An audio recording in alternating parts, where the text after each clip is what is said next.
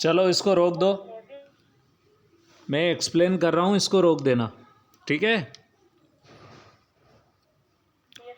Discovering Tut, the saga continue. This is the chapter which is related to the discovering of a mummy. अब इसके notice these expressions की तरफ अगर आप जाएं तो इसमें है टेक्स्ट और inferior their meaning from the context. इसमें दिया हुआ forensic reconstructions, scudded across, cascade grey, resurrection, funerary treasures, circumvented और कंप्यूटेड टोमोग्राफी, इन डिटेल। ये कुछ फ्रेजेस है जो इसके अंदर मैं आपको एक्सप्लेन करूँगा। अब चलिए सबसे पहले इसकी डिटेल्स पे जाते हैं, डिटेल्स में इसको समझते हैं कि एक्चुअली में इस चैप्टर को लिखने का पर्पस क्या था और क्या कारण है कि एक जो किंग था, जो फ़राओज़ कहा जाता है राजाओं को, तो किस तरह से एक राजा ने जो है वो अपना जीवन यापन किया और किस प्रकार से वो फाइनली आखिरी में जो है उसका अंत हुआ और क्या क्या घटना उसके साथ घटित हुई और किस तरह से उसकी मृत्यु हुई, इसके बारे में जो है ये जानने की कोशिश करेंगे इस लेसन के माध्यम से। He was just a teenager when he died, the last heir of a powerful family. Heir का मतलब होता है उत्तराधिकारी, तो वो बहुत ही कम उम्र का था जब उसकी मृत्यु हुई और अपने इजिप्टियन फैमिली में सबसे छोटे सबसे पावरफुल राजकुमार के रूप में उनको जाना जाता था, क्योंकि वो उनका बाद में जब उनकी मृत्यु हुई तब वो अपने परिवार के आखिरी उत्तराधिकारी थे। He was led to the rest laden with gold, eventually forgotten since the discovery of his tomb in 1922. तो उनकी जो कब्र है जिसे ढूंढा गया है 1922 में, उनकी मॉडर्न डिस्कवरी से ये पता लगता है कि किस प्रकार से वो कितने रीच हुआ करते थे। लेडन विथ गोल्ड का मतलब होता है सोने से बिल्कुल लदा हुआ होना, तो ये उनके बारे में बताया है। The modern world has speculated about what happened to him. Speculated का मतलब होता है खोज निकालना किसी भी चीज़ को, तो आज की आधुनिक दुनिया ने ये खोज निकाला है कि उनको क्या हुआ था, या खोजने की कोशिश की कि उनको एक्चुअली में हुआ क्या था। With murder being the most extreme possibility, उनकी मृत्यु के पीछे मर्डर हो सकता है, ये लोगों को जानना था कि उनको पहचानना था, उनको पता करना था कि मर्डर हो सकता है, इनका हो सकता है मोस्ट प्रोबेबली कि इन्होंने मर्डर कर दिया हो। Now living his tomb for the first time almost 80 years. The Tut मतलब किंग का नाम है, इनका पूरा नाम है टुटनखेमन और इनको किंग टट कहा जाता है। टट has undergone a CT scan that offers new clues about his life and death. King टट की जो है वो सीटी स्कैन की गई ताकि ये पता लग सके कि किस प्रकार से जो है उनकी लाइफ और मृत्यु के बारे में और ज़्यादा क्या मिल सके, क्लूज़ मिल सके। And provides the precious data for an accurate forensic reconstructions for the boyish pharaoh. Boyish pharaoh का मतलब होता है एक किशोर अवस्था का कोई राजकुमार, राजा। फॉरेंसिक रिकंस्ट्रक्शन मतलब वैज्ञानिक तथ्य जुटाकर ये डेटा इकट्ठा करना कि उनकी मृत्यु कैसे हुई थी। आगे चलते हैं अगले पेज पर, page number 23।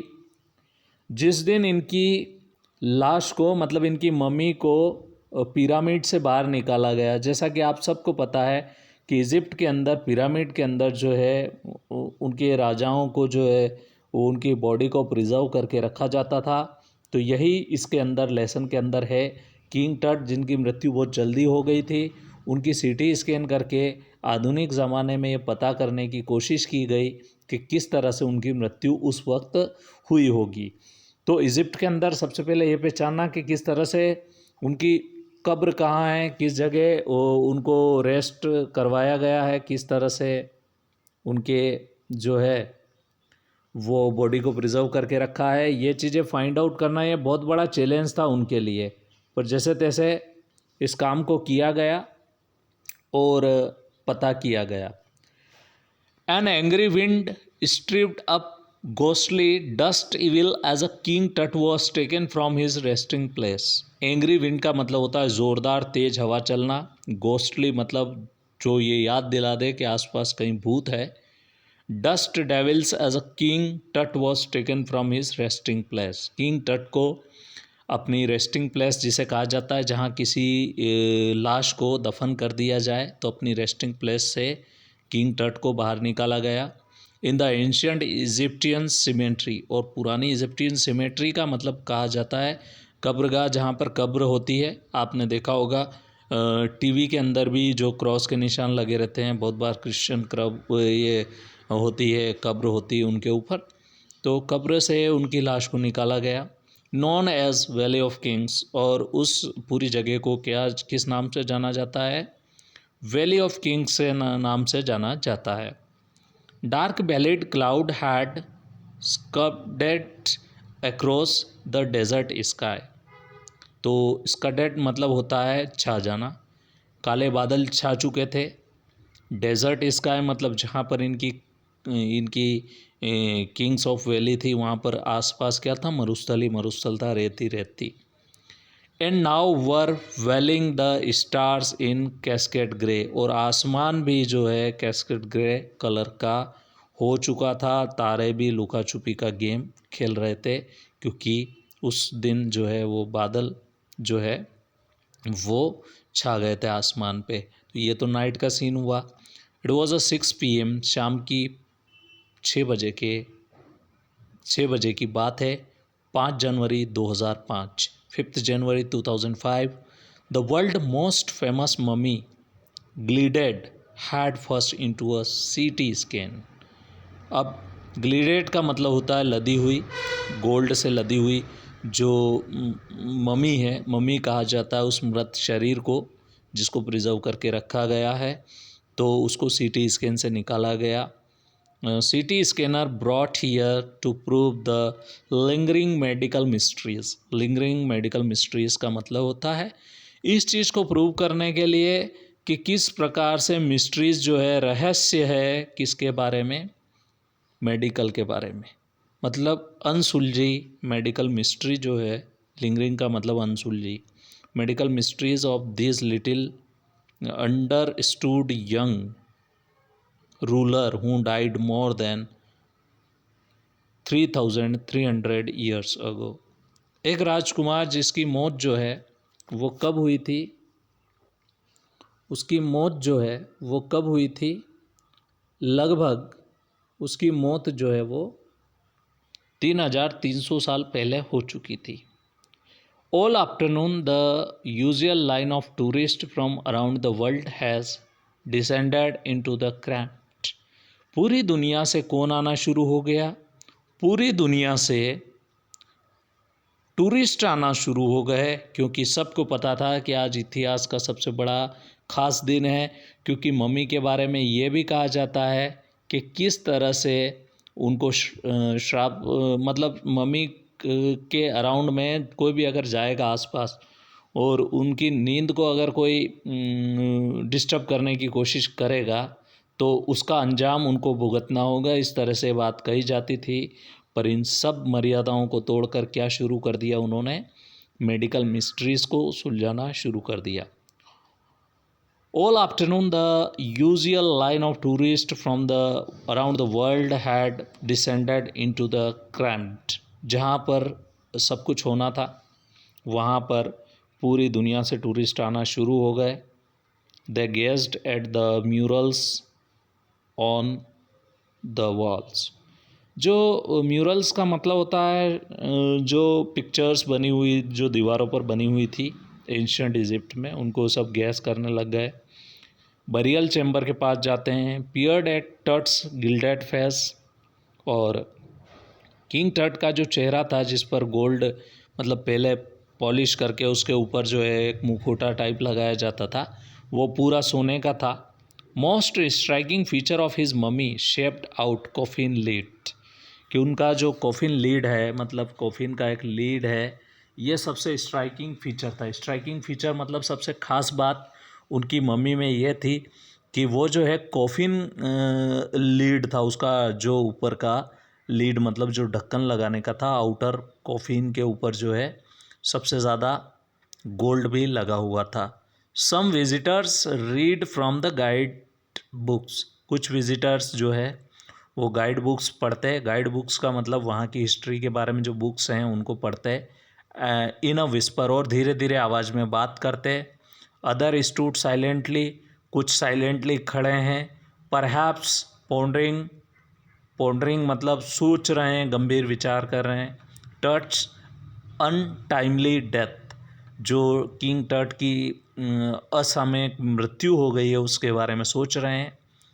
In his late teens, उनकी लेट टीन्स मतलब 18 ईयर्स तक जो है, 19 ईयर्स तक जो है वो टीनेज कहलाती है। तो उनकी लेट टीन मतलब जो है, अक्सर उनकी मृत्यु जब हुई थी तो वो 18-19 के अप्रोक्स हुई थी। तो ये सबके लिए रहस्य की बात थी। And wondering with a shiver of the pharaoh's curse, और बहुत सारे लोग जो हैं उसमें काँप भी रहे थे। शिवर का मतलब होता है काँपना। क्यों? क्योंकि फेरोज़ का मतलब होता है, इजिप्टियन किंग को फेरोज़ कहा जाता है, इजिप्ट के राजा को फेरोज़ कहा जाता है। उनका कर्स है, उनका क्या है, श्राप है।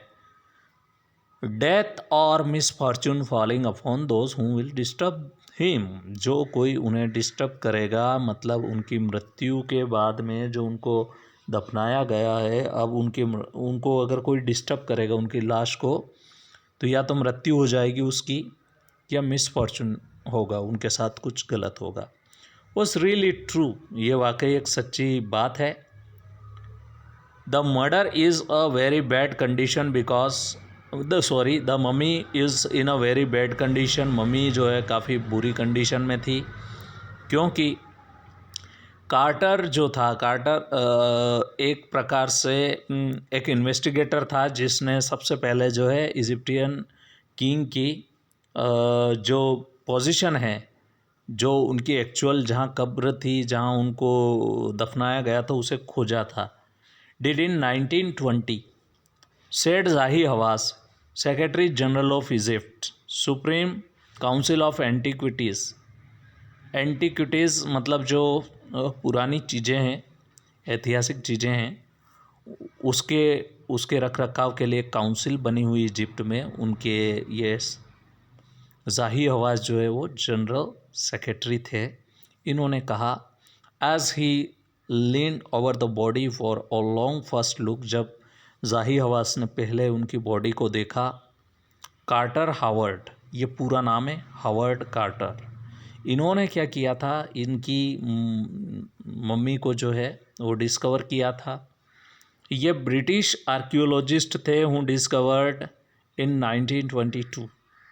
1922 में किंग टट्स की टूम को डिस्कवर किया था।